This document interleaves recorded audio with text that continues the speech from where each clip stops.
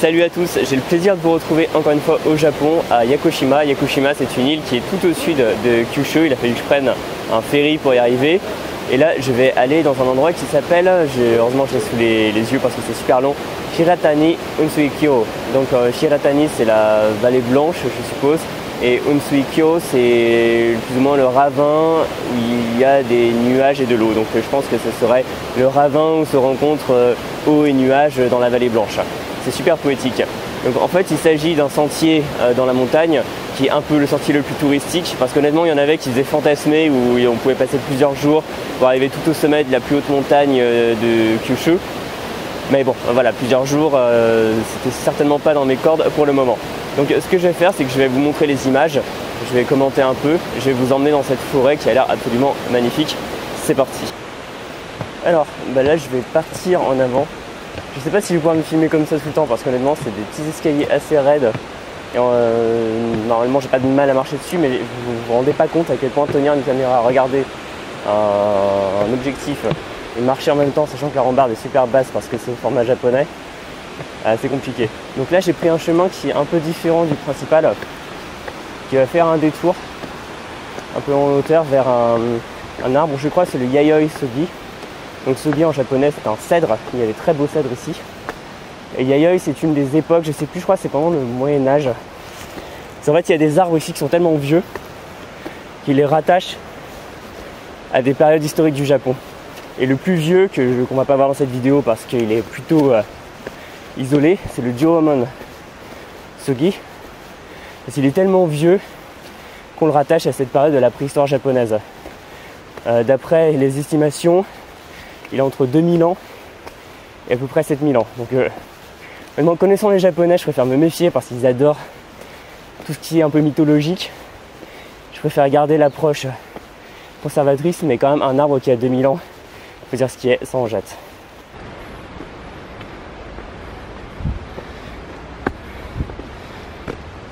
Alors ici, ce qu'il faut savoir, c'est que c'est pas vraiment une forêt primaire dans le sens où en fait il y a plein d'arbres qui ont été coupés, je crois au 19e siècle, mais en fait ce qui s'est passé, c'est qu'à un moment on a laissé la forêt tranquille, elle a commencé à repousser, ce qui fait qu'en fait on peut trouver des souches avec des arbres, plein de choses qui grandissent par-dessus.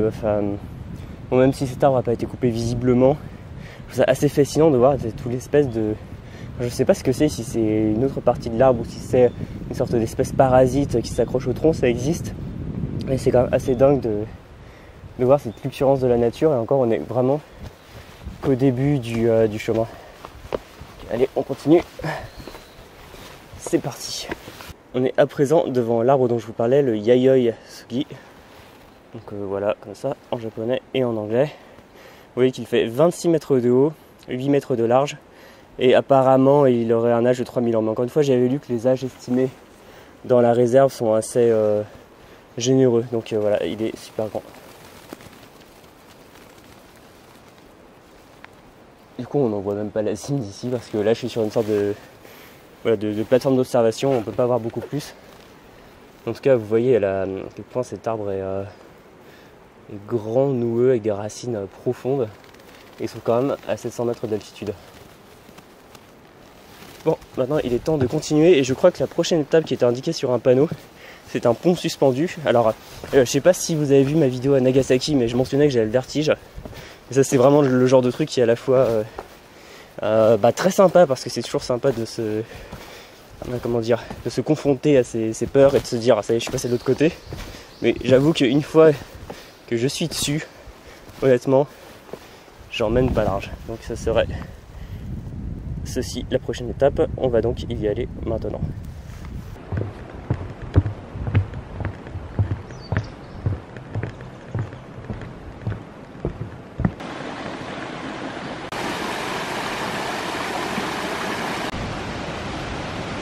Là, il y a un autre truc intéressant, c'est que derrière moi, il y a une sorte d'arbre rouge, et paraît-il que c'est un arbre qui est froid, et que vu que la sève est froide, on pourrait, si on le touche, ouais, en effet, la sève est froide. Il y a des filles chinoises avant qui faisaient un câlin. Ce qui paraît-il que si on lui fait un câlin quand on a chaud, ça rafraîchit. Je suis pas un hippie, je fais pas des câlins aux arbres, désolé, mais en effet, c'est bon, vous pouvez pas le voir, vous pouvez pas le sentir, mais le tronc de l'arbre est super froid en fait. Bon, là, j'arrive devant le pont suspendu. donc ça va être le grand moment de vérité. Bon, ça va, celui-là c'est un gentil.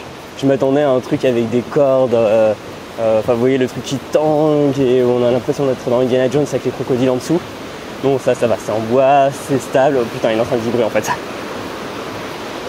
J'en profite quand même pour vous montrer les super gorges qui sont en dessous. Et je vais pas m'attarder, quoique si je vais quand même m'attarder. C'est quand même assez magnifique. Bon, en tout cas, le pont, tant redouté, c'était finalement pas grand chose. On va pouvoir continuer l'aventure. Donc là, je sais pas trop où ça continue, mais en tout cas, ça monte dans les montagnes. Et on va découvrir ça.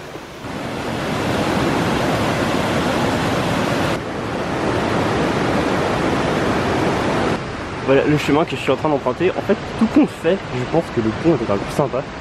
Parce que ici, c'est super escarpé.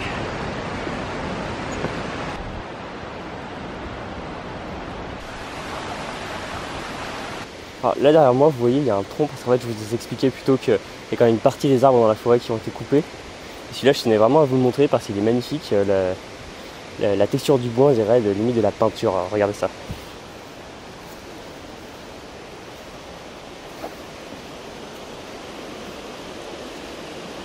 Là, je suis dans une zone qui est un tout petit peu moins sympa parce qu'il y a beaucoup de monde dans des sentiers assez étroits et un peu escarpés. Donc ça crée des embouteillages. Je préférais la partie avec l'arbre, le yayoy, parce que vu que c'est un peu plus en hauteur, un peu plus difficile d'accès. Quoique en fait je trouve que ici c'est un peu plus compliqué pour marcher. Je pense que ça se voit avec les secousses.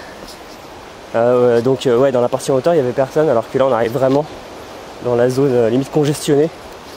D'ailleurs paraît-il que pendant la période de la Golden Week, qui est la période pendant laquelle les Japonais partent tous en vacances, c'est-à-dire c'est un peu voilà, la période de repos obligée, et tous les Japonais ou presque posent leur congé en même temps.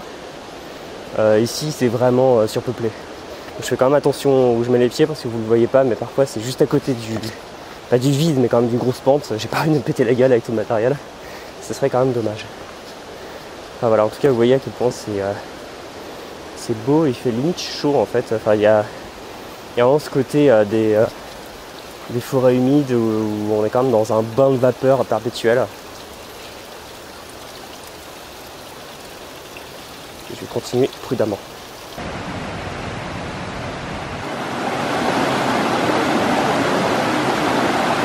Là où je me trouve, j'avais un choix en fait entre deux chemins. Il y en avait un qui a l'air plutôt court, qui va plutôt en haut dans les montagnes, avec vers un rocher qui surplombe une vallée apparemment. Il y en avait un autre qui me tentait tout autant, qui traverse toute une forêt avec des arbres très vieux, comme celui que je vous ai montré tout à l'heure. Alors ce que je vais faire plutôt, c'est que celui qui va vers le rocher a l'air légèrement plus court, et surtout il aboutit à une sorte de cul-de-sac, donc il faut revenir en arrière. Donc ce que je vais faire, je pense, c'est que je vais aller jusqu'au rocher, ensuite revenir sur mes pas, et en fonction du temps qu'il reste, jusqu'au dernier bus, je pense que je passerai par le chemin avec les vieux arbres. Parce que ouais, voilà, le dernier bus, en partant de l'entrée, hein, j'entends bien, et à 16h20 je crois, ils préviennent sans arrêt qu'il faut surtout pas le rater, et je préfère éviter de le rater. Donc on va commencer par le rocher.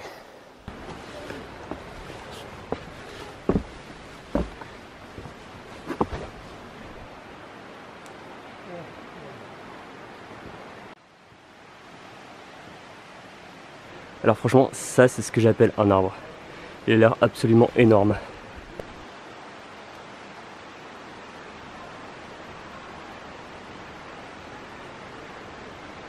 Alors il a l'air de s'appeler le Nanahonsogi et il est absolument gigantesque encore une fois.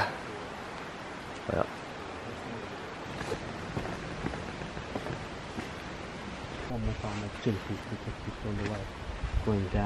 Alors là je suis dans une zone qui est super belle. Bon, je pense que je prendrai des photos plus tard parce que comme vous voyez il y a foule. C'est une zone qui est entièrement recouverte de mousse. En tout cas sur la carte ils indiquaient qu'il y avait une forêt avec de la mousse. Donc je pense que c'est une forêt avec de la mousse parce qu'il y a des arbres et de la mousse, vous l'aurez deviné. Je pense que pour faire des photos je reviendrai un peu plus tard. Et bon, c'est le moment où à peu près là tout le monde, j'entends, que ce soit les touristes ou les touristes japonais ou les touristes anglo-saxons, j'ai l'impression anglais, se mettent à parler de Princesse Mononoke. Parce que oui, il faut en parler avant que tout le monde en parle dans les commentaires. C'est soi-disant la forêt qui aurait inspiré Hayao Miyazaki pour autant Nausicaa de la vallée du vent que pour Princesse Mononoke. Donc voilà, le sujet est évacué. En tout cas, oui, on retrouve bien tout l'imaginaire japonais là, qu'on peut voir, que ce soit au cinéma, dans les mangas, l'animation, tout ça. On le retrouve à plein pot ici. Enfin, j'ai vu d'autres forêts avec de la mousse au Japon, mais souvent il suffit de sortir des villes pour en voir. Et celle-là est tellement préservée, en partie sauvage, parce qu'en dehors des sentiers battus, apparemment il y a plein de zones où habitent des singes et des cerfs. Donc là, forcément, j'ai l'impression qu'il n'y en a pas beaucoup pour des raisons évidentes, c'est qu'il y a plein de monde. Voilà, si je fais plein de pauses, c'est juste que je suis en train de faire attention où je marche. C'est la toute première fois que je filme en montant sur des rochers couverts de mousse. Et le fait que je ne sois pas tombé une seule fois, ça tient du miracle, les amis, honnêtement. Je vais vous montrer derrière moi, il y a un arbre super beau. Voilà. Énormément de mousse, et d'ailleurs, il y a certaines espèces de mousse, les gens s'amusent à les toucher. Parce qu'en effet, c'est pelucheux. C'est ouais, je pense qu'on pourrait dire ici, un peu moelleux. Alors, regardez, ouais, je pense vraiment qu'on est dans une des plus belles parties de la forêt. C'est intégralement boisé et les arbres sont couverts de mousse parce qu'il est extrêmement humide. Il y a des torrents partout. L'air, encore une fois, est vraiment saturé d'humidité. Et c'est ce qui permet, à mon avis, d'avoir cette végétation qui est absolument incroyable.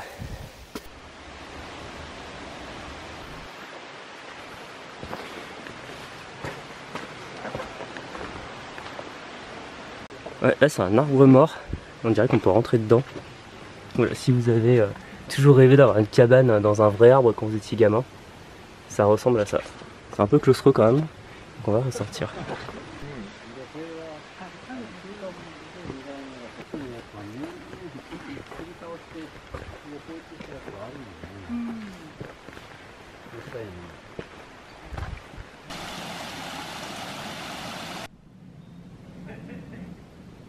Là je pense que je dois approcher de la fin du trajet vers le gros rocher parce que honnêtement je commence à plus voir trop où est le chemin.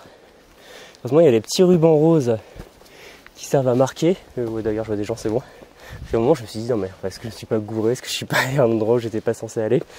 Et en effet ça grimpe bien, donc autant ça demande de l'effort, autant vu que ça monte, j'espère que la vue en haut au sommet vers le rocher sera intéressante. Voilà, ça grimpe tellement que maintenant il faut que je m'accroche aux arbres. Konnichiwa. C'est vrai que ça commence à devenir assez ardu, d'ailleurs c'est pas pour rien qu'il n'y a plus personne. Après il y a un truc que je trouve sympa, c'est que pour venir ici on peut louer les services d'un guide qui explique des choses. Et j'avoue que je me suis un peu parfois collé à des groupes quand le guide expliquait des détails sur la mousse ou autre, avec ce que j'arrivais à comprendre bien sûr parce que je suis pas forcément expert du vocabulaire de la nature. Et ce qui est drôle c'est que vu qu'ils partent du principe qu'on parle pas japonais, quand ils nous voient ils disent juste bonjour comme ça avec un grand sourire. Et c'est tout. Mais ce qui permet d'avoir des petits conseils, enfin pas des conseils, des petites explications sur la forêt. Et pourquoi pas de la pratique.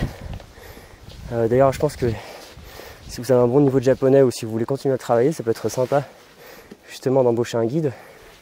Et comme ça vous fait la conversation pendant tout le trajet. Ouais, alors là entre les racines, les rochers, en plus là ça commence vraiment à devenir la partie anarchique parce qu'il y a des arbres qui poussent sur du sol, des arbres qui poussent sur des rochers, des arbres qui poussent sur des arbres, j'ai vu ça aussi. En fait si finalement il y a pas mal de monde. Par contre il n'y a plus que des japonais, j'ai l'impression que les plupart des touristes occidentaux ils sont pas montés jusque là. Oh. Donc, vous ne me verrez pas me gameler en vidéo, même si ça a des chances d'arriver. Ouais. Je vais arrêter de filmer et je vous donne rendez-vous une fois que je suis arrivé au sommet.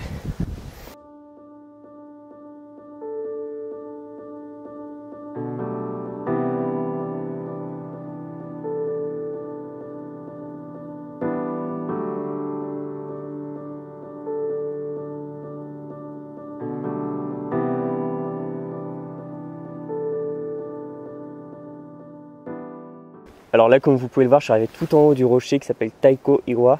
Donc vous voyez la vallée en bas. Je vais faire des images après parce que je vais pas m'amuser à me déplacer dessus parce qu'il est très arrondi, il est au-dessus du vide.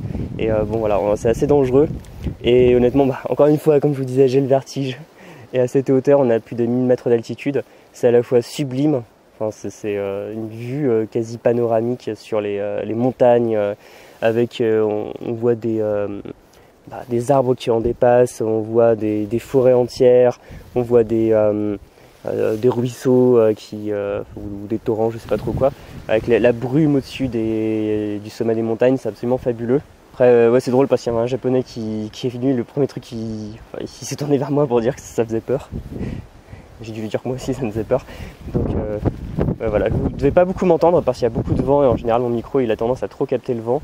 Mais je veux vraiment vous faire profiter de ça parce que c'est une vue qui est sublime. Il fait pas très beau, mais bon, en même temps, on est au sommet d'une montagne quand même, à plus de 1000 mètres, donc il ne faut pas s'attendre à ce que le temps soit méditerranéen. Et d'ailleurs, quand on va sur les sommets les plus escarpés de l'île, apparemment, il pleut absolument tous les jours dedans. Enfin, voilà, c'est pour ça que c'est absolument vert partout. C'est parce qu'il y a une irrigation permanente des forêts. Mais en tout cas, voilà, c'est magnifique. Et on est arrivé au bout du chemin, donc ce que je vais faire maintenant, c'est que je vais redescendre. Et je vais voir s'il n'y a pas la possibilité, comme je vous l'avais dit tout à l'heure, de rentrer par un autre chemin un peu plus long, mais avec encore une fois des arbres très anciens. Et ça permettra de rentrer avec un autre chemin, de ne pas revoir la même chose en sens inverse simplement. Et je voulais juste vous faire profiter. Je penserai à le filmer, on le voit peut-être pas ici, mais ah oui, si quand même. On voit les montagnes avec les arbres, avec la brume. Et en fait, je comprends maintenant en fait, d'où vient cette inspiration japonaise dans tout ce qui est estampes et compagnie, avec des dessins, avec des sommets boisés avec de la brume. En fait, ça vient justement de ce genre de paysage. Et je suis super content vraiment de pouvoir vous en faire profiter. Allez, maintenant, on va entamer la descente.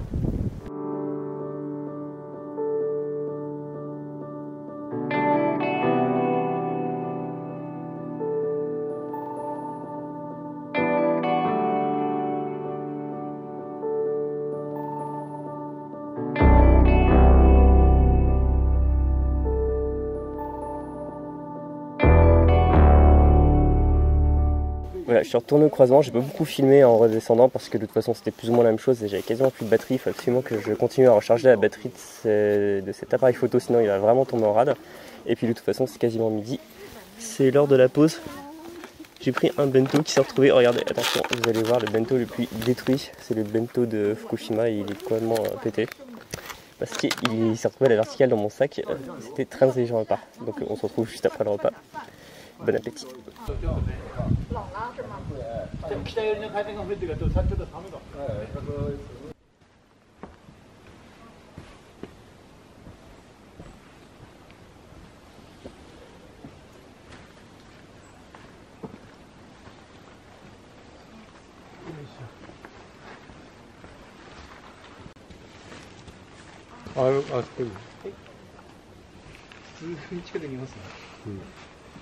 Pendant que j'étais en train de prendre le repas, il y a plein de singes qui vont commencer à arriver dans la zone. Donc je vais vous les montrer, j'ai prudemment m'approcher, d'une part parce que c'est des macaques, et il y en a qui sont assez massifs et donc potentiellement assez dangereux.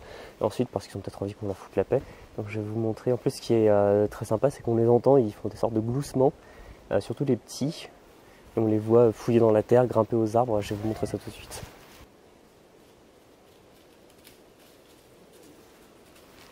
Il y en a encore un ici. Ah, encore un.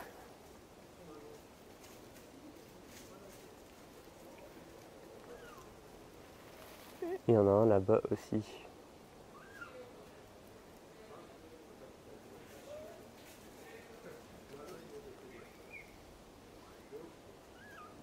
Seulement celui-là il a l'air plus craintif, il est vraiment tout petit. Il pousse des petits cris, il a peur de voir beaucoup s'avancer. Après on les voit pas bien parce qu'ils sont bien camouflés.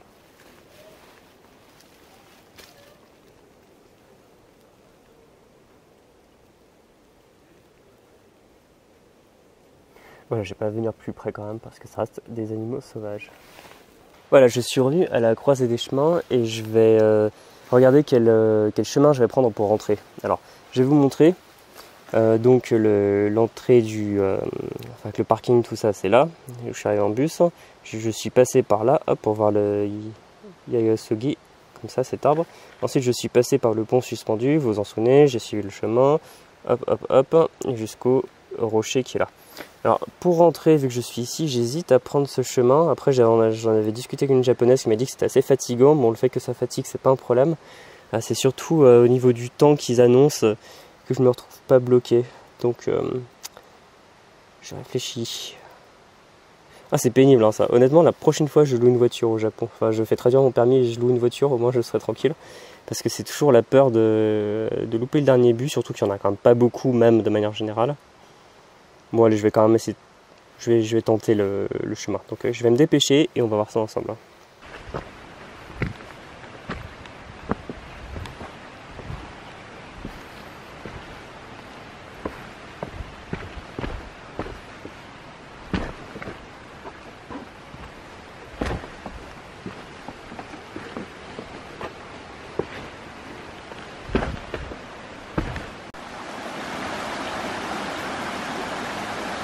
Ouais, alors honnêtement en fait je suis super content d'être venu ici parce que ce chemin est peut-être encore plus beau que le précédent. De toute façon vous voyez derrière moi ce que je vous montre.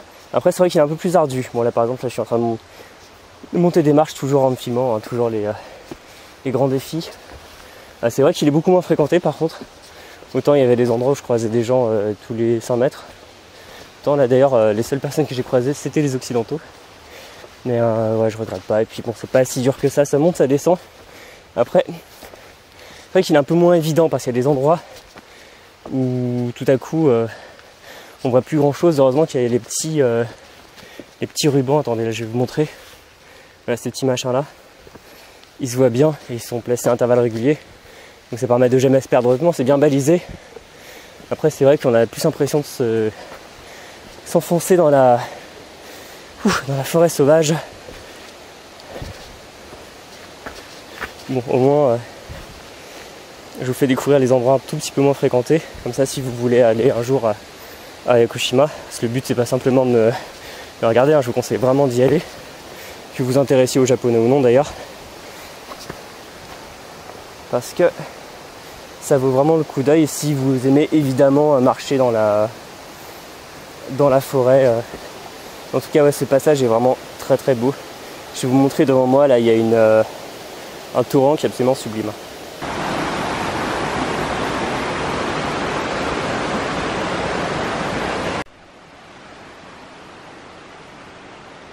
Ok, là je vois un panneau, ils me disent que je suis à 1 km de là où j'étais parti et à 1,7 km de l'entrée, sachant que de toute façon je comptais même pas vraiment ce qui séparait le moment où les chemins se divisent vers l'entrée. Bon bah ça va, du coup ça se passe plutôt bien, je serai dans les temps. Par contre c'est vrai que je confirme que ce chemin est plus compliqué, beaucoup plus glissant, beaucoup plus chaotique, il y a moins d'escaliers. Et j'ai croisé beaucoup moins de personnes d'ailleurs, dont un groupe énorme de Chinois qui essayaient de descendre une pente qui était pas si facile, hein, il faut l'admettre. Moi je la montais, eux ils la descendaient.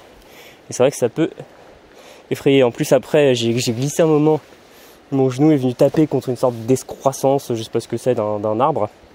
Il fallait évidemment que mon genou vienne à cet endroit précis et que le machin de l'arbre soit à cet endroit précis et pas 5 cm de plus. Et boum, je suis pris ça. Bon, heureusement ça va, ça fait plus mal, mais sur le coup je me suis dit j'espère que je vais pas devoir rentrer en boitant comme un malheureux. En tout cas, vous voyez toujours à quel point c'est beau et à quel point je suis content de pouvoir vous montrer ça. Toujours dans la forêt à Yakushima. D'ailleurs, je viens de mettre la main sur de la mousse qui est vraiment toute douce. Mais vraiment, n'hésitez pas à prendre des bonnes chaussures aussi si vous venez, parce que c'est vraiment plus glissant, surtout dans les moments où il commence un peu à pleuvoir ou autre. Tout à coup, les rochers se transforment en patinoire, les racines deviennent aussi des patinoires. Donc c'est vrai que ça peut surprendre. Et ne faites pas comme moi, ne glissez pas.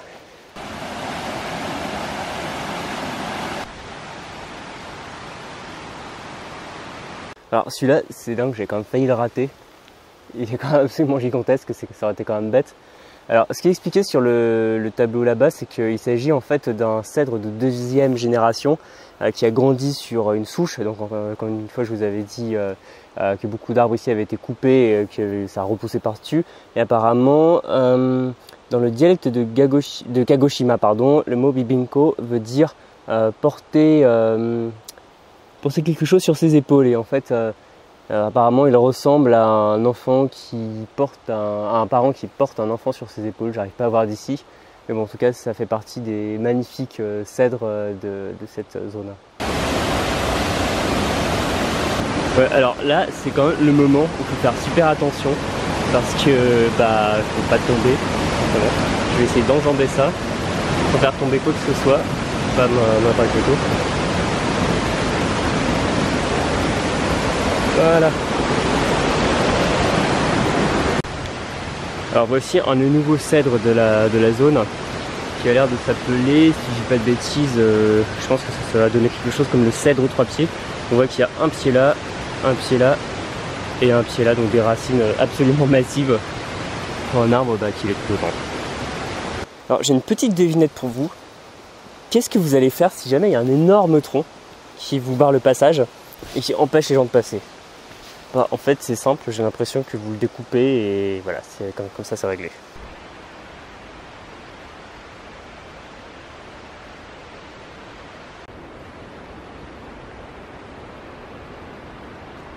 Allez, là c'est le dernier grand arbre de notre sélection. Après promis, c'est bientôt l'entrée parce que je commence aussi à en avoir un peu marre. Donc lui c'est le Nidai Osugi qui veut dire le grand cèdre de deuxième génération. Donc je suppose qu'il a lui aussi grandi sur les bases d'un arbre qui avait été coupé et qui a grandi par la suite. À mon avis c'est ça. Et ce qui est fascinant, comme vous voyez, c'est cette espèce de cavité à l'intérieur. On dirait presque qu'on pourrait en faire une cabane encore une fois. Et à quel point il est absolument massif. Je crois qu'il fait à peu près, il est indiqué qu'il fait, je sais pas, une trentaine de mètres de haut, je crois. Bon allez, maintenant on va s'en retourner, le chemin c'est par là. Donc on se retrouve tout de suite après.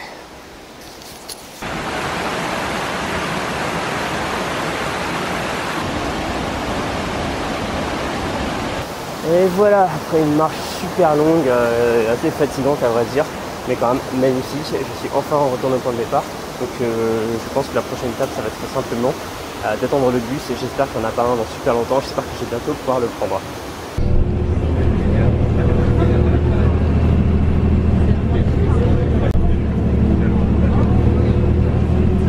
Cette vidéo sur Yakushima est à présent terminée. Alors résultat des courses, je suis arrivé à l'arrêt de bus avec pas mal d'avance par rapport au dernier bus, sauf qu'en fait il n'y avait pas de bus entre temps, j'ai dû attendre le dernier, ce qui fait qu'en arrivant à quasiment je sais plus 16h40 par là, quelque chose comme ça, au village principal de Yakushima, en fait il était déjà trop tard pour faire quoi que ce soit d'autre parce que tout ferme super tôt ici, les bus s'arrêtent super vite. Donc je pense que si j'y retourne, je prendrai une voiture vraiment parce que on est trop tributaire des bus. En tout cas, c'était ma dernière vidéo au Japon parce que demain dans la journée, je vais repartir de Yakushima, je vais aller à Kagoshima à nouveau et de là, je vais prendre le train pour retourner à Fukuoka. Je vais passer le temps qui me restera à Fukuoka et après-demain, je vais prendre l'avion pour retourner en France. En tout cas, j'espère que ces vidéos un peu différentes de d'habitude vous ont plu, que vous appreniez le japonais ou non, que ça vous a dépaysé, que ça vous a donné envie de découvrir de nouveaux horizons et surtout eh bien, pour vous montrer qu'à partir du moment où on maîtrise des langues, qu'on peut se faire plaisir dans un autre pays, que c'est une ouverture sur le monde absolu. Et je vous recommande toujours après cette vidéo d'aller bosser vos langues. Voilà, en tout cas, n'hésitez pas à vous abonner à la chaîne comme d'habitude si ça vous a intéressé, à laisser un pouce, à me laisser en commentaire vos impressions si vous êtes allé au Japon et à Yakushima, ou alors si vous avez des questions à ce sujet, si vous avez besoin de conseils pour préparer un voyage. Et comme d'habitude, je parle de langue dans ma newsletter réservée aux abonnés, donc vous cliquez sur le lien dans la description, vous vous inscrivez, vous recevrez des mails de ma part assez régulièrement. Et dedans, je vous offre des pistes pour apprendre plus facilement, efficacement la langue étrangère de votre choix.